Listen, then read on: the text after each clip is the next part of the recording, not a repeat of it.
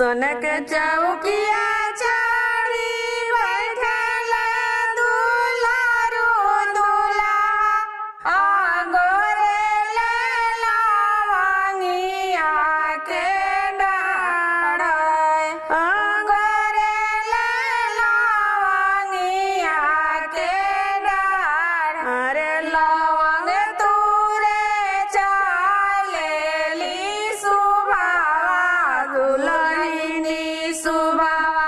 लवंग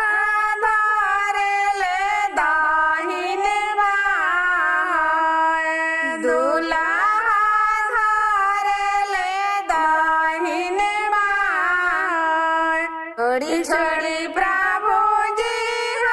हमरे दाहिने बाहिया बाहिया लफसु कवाराय बाहिया लफसु कवारा अरे किया तू सुभावा हो साचा के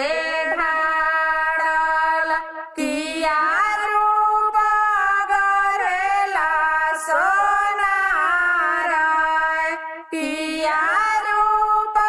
गरेला सोनाराय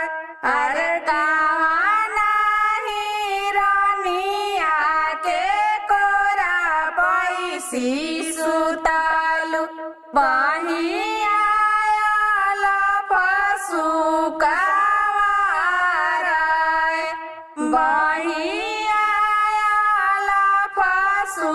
कवारा नहीं मोर प्रभु जी सचवा के ढाड़ल नहीं रूप गरेला सोनाराय नहीं रूप गरेला सोनार अरे अम्मारानी के कोरा पैसी सुतानी